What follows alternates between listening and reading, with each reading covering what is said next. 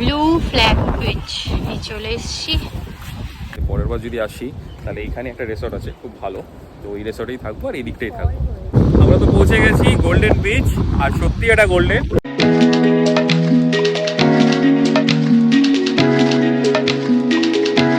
Morning everyone. তো আজকে হলো নেক্সট ডে মর্নিং। তো সকালবেলা উঠে পড়েছি, অনেকক্ষণ আগে উঠেছি, 7টার সময় উঠেছি আর এখন বাজে 8টা, কারণ 8টার মধ্যে চেক আউট। এখানে সব হোটেলেরই সেই মানে সেম প্রসেস।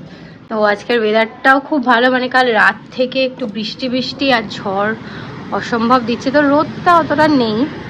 তো আমরা এখন বেরিয়ে যাব, এই বিচে একটু বসবো বা আমরা গোল্ডেন বিচেও যেতে পারি, কারণ আমাদের ট্রেন রয়েছে বন্দে ভারত ওই 1:30 বা 50 নাগাদ।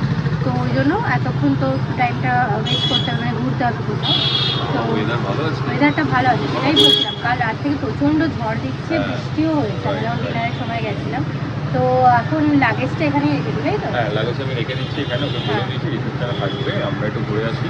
একটু আশেপাশে কোথাও কোনো সাইড। না, আমার ইচ্ছা আছে যে গোল্ডেন বিচটা যাওয়ার, কারণ আমি আসার পর এখানে যাইনি। বারবারই বলছে, বাট আমার অতটা ইচ্ছা নেই, বাট আজকে যেহেতু সময় আছে আমরা ঘুরে আসি।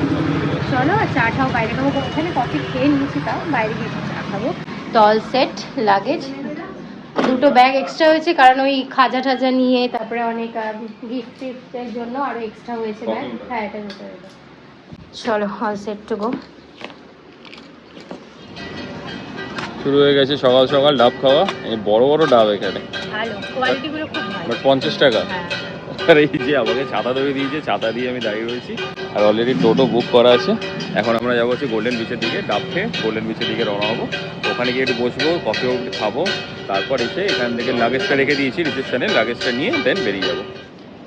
এটা কিন্তু পুরী, হ্যাঁ, তো এটাকে তোমরা ভেবো না অন্য জায়গায় এসে গেছি। আমি বলেছিলাম না, দারুণ, এটা এত সুন্দর জায়গা। তো we are going to visit golden beach, তো ওই রাস্তাটা দিয়ে যাচ্ছি। আর ভীষণ নিস্তব্ধ, খুব সুন্দর, ওয়েল মেনটেন, আর খুব ভালো লাগে। এবার ওই দিকটা এতটা কনজেস্টেড, আর সেটাই আমি আসার সময় ওকে বলছিলাম যে পরের বার যদি আসি তাহলে এইখানে একটা রিসর্ট আছে খুব ভালো, তো ওই রিসর্টেই থাকবো আর এই দিকটাই থাকবো। কোথায়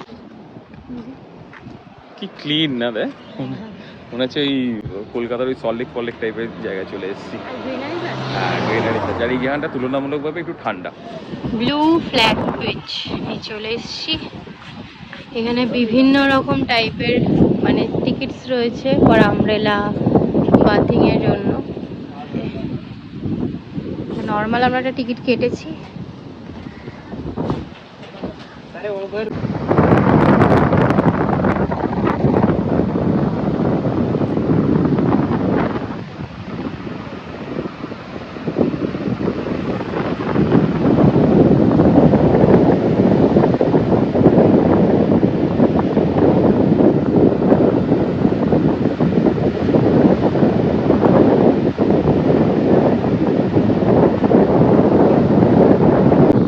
পৌঁছে গেছি গোল্ডেন বিচ, আর সত্যি এটা গোল্ডেন, চারিদিকে ক্লিন অ্যান্ড ক্লিন, আর কনজেস্টেডও নেই, ভালো লাগছে। বাট একটাই অসুবিধা যে এখানে কোনো খাওয়ার দোকান টোকান কিছু নেই, গেলে ওই রেসর্ট আছে, ওখানে রেসর্টে গিয়ে খেতে হবে, আদারওয়াইজ কোনো অপশন নেই। কিন্তু কেমন লাগছে এটা? ওই যে খাবার চাটা নেই, মানে বাঙালির না একটা সমস্যা কি বলতো, আমরা যেখানেই যাই একটু খাবার টাবার না হলে ঠিক জমে না। বাট এমনি এমনি কতক্ষণ বসবো, ওটা বিকেল বেলা, তাও একটু কুচকাচ না খেলে হয়। আর এটা সত্যি কথা বলতে মানে বলতে হবে যে আমি অনেক দিন ধরেই ভাবছিলাম, আগের বারও যখন এসেছিলাম আমরা ভেবেছিলাম যে ওই দিকটা গোল্ডেন বিচ, বাট আমি জানতাম না, কালকে এখানে এসে জানলাম যে এখানে গোল্ডেন বিচের পুরো আলাদা একটা সেগমেন্ট করা। Are not only golden beach, এটা জানি কি ব্লু কি সামথিং না, কি ব্লু বিচ না কি একটা সামথিং ওরকম লেখা ছিল প্রথমে ওই একদম গেটের সামনে।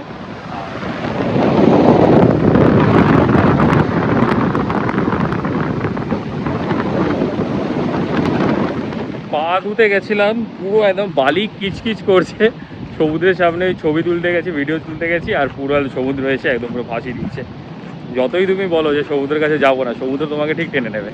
যাই হোক, এই পা একটু প্যান্টটাও ভিজে গেছে, এখন যাই না কীভাবে যাবো, পুরো প্যান্ট ট্যান্ট ভিজে গেছে, তাই একটু পাটা ধুয়ে এলাম। এই যে এই হচ্ছে সিচুয়েশন। পা ধুতে কত টাকা? টাকাই না, তো ওখানে লেখা রয়েছে তো 50 টাকা। মানে ফর বাথ। বাথ কি করে লোকে চেক করবে? ওই যে আছে গার্ড, গার্ড তো বসে আছে। মানে এখানে সব কিছুতেই টাকা নাকি? এদিক থেকে ওই দিক গেলেও টাকা। তো এটা হচ্ছে ব্লু ফ্ল্যাগ বিচ। তো এখান থেকে বেরিয়ে গেলাম আমরা, এখন বাজে 10:30।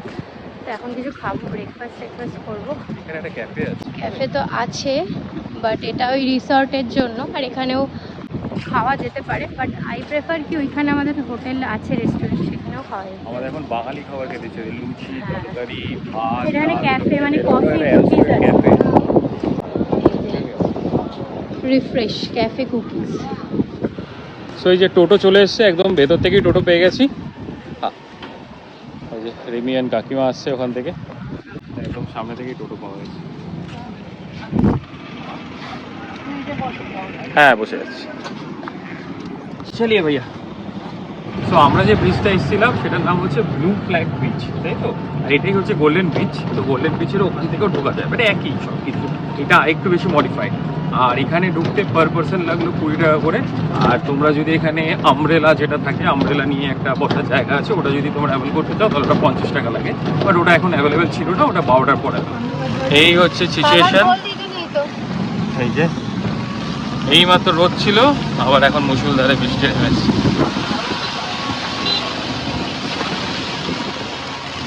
সো আমরা চলে এসেছি এখানে, এখন হচ্ছে কি এটা ব্রেকফাস্ট না লাঞ্চ? মিক্সড ব্রাঞ্চ তো মানে 12টার পরে নাকি তার আগে। তো যাই হোক কিছু একটা হবে। এই যে গরম গরম লুচি, তার সাথে ছোলার ডাল, কাকিমা শুরু করে দিয়েছে অলরেডি। এই যে মনে হচ্ছে তো ভালো। আর আমাকে এখন মতো দেয়নি, আর ম্যাডাম বলছে এখানে মিষ্টি। আর এখানে মিষ্টি নিয়ে কিন্তু একটা ব্যাপার আছে, রসগোল্লা। Thank you.